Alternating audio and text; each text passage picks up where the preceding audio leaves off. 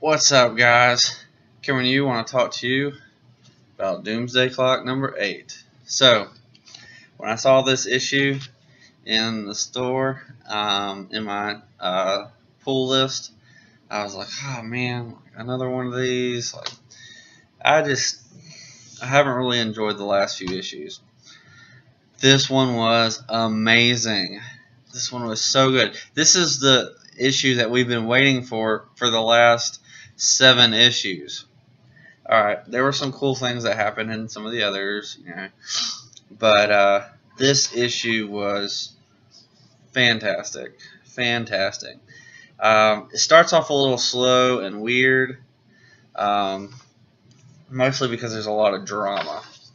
And by the way, the cat has almost nothing to do with the story, which I found weird. It starts off basically with Clark and Lois and they're in the Daily Planet, and they are talking about different stories that are going on in the series, and there's a couple storylines that they hint at, but they look at the TV and they see what's going on in Russia, which is that Firestorm is going crazy and that he's attacking people. And what's pretty awesome, well, they have basically a league of heroes in Russia who are attacking him, and they kind of disable him. Well, he flips out, kind of accidentally turns like an entire group of people into glass, which is awesome. He kind of explodes and they all turn into glass.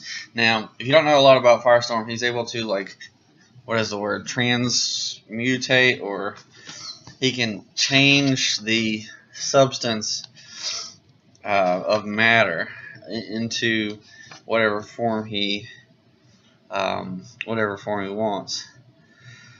And let's see, I want to find the exact word. Transmutate. He can transmute matter into other things, and so he says he's never been able to do that with human flesh, or anything organic. Really, has to be non-organic, and but obviously he's been able to do that with all these people. Crazy in the middle of Russia, and then you have several issues where the whole world is just freaking out. Like, oh my goodness, is there war coming? And it's really great. It's really great. So Superman's searching for him. You see that Black Lightning is not Black Lightning. Black Adam is kind of ruling his own country, which is really interesting. Very strange, but and he's kind of got his own little place for the heroes, superheroes, or really anybody with powers. And I love that Superman kind of is like the middleman between everybody, because he represents the whole Earth. I thought that was interesting, even though he is for truth, justice, and the American way. Anyways, we kind of see a little hint about the Justice Society, which is pretty awesome. Anyway, so Superman eventually finds Firestorm, gives him hope, which is what Superman does. He gives people hope, and Firestorm's able to transmute a little boy that's glass back into his self, and it's just beautiful, beautiful scene. So then you see, and it's basically Putin. You can see that they've actually drawn him, and he basically is declaring war against America, because they're saying that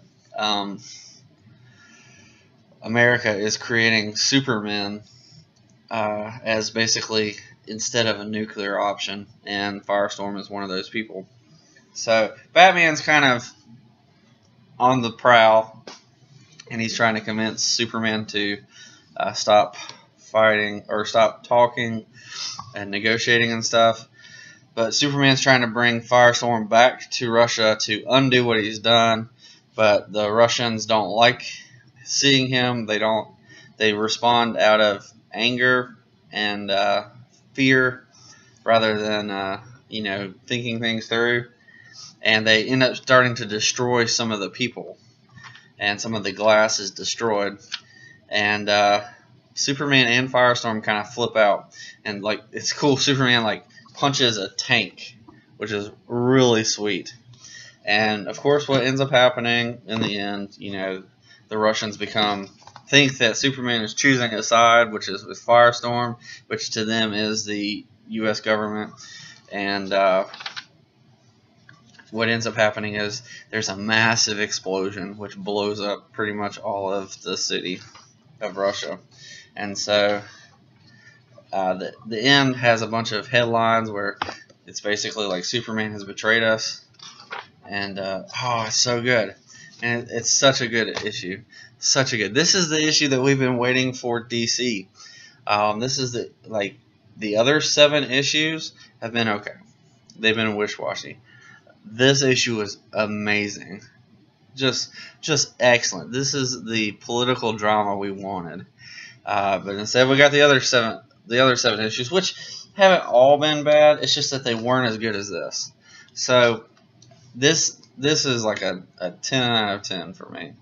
I really enjoyed it. Really loved it. I mean, I said the last issue I really enjoyed, but this one just blew that out of the water. So like the last issue is probably like a 6 out of 10. I enjoyed it, but there are a lot of things that I didn't really care for.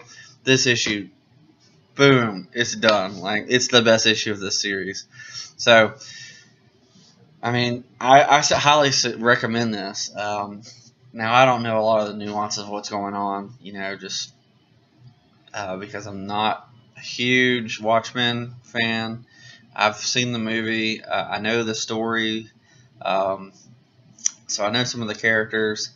It's not really my thing. I'm not as huge into it, but I thought Rebirth idea was awesome, but they dropped it. So, this is all we've got left of Rebirth pretty much. So, this is an awesome book, an awesome issue. I highly recommend it. So, go get it. Let me know what you think.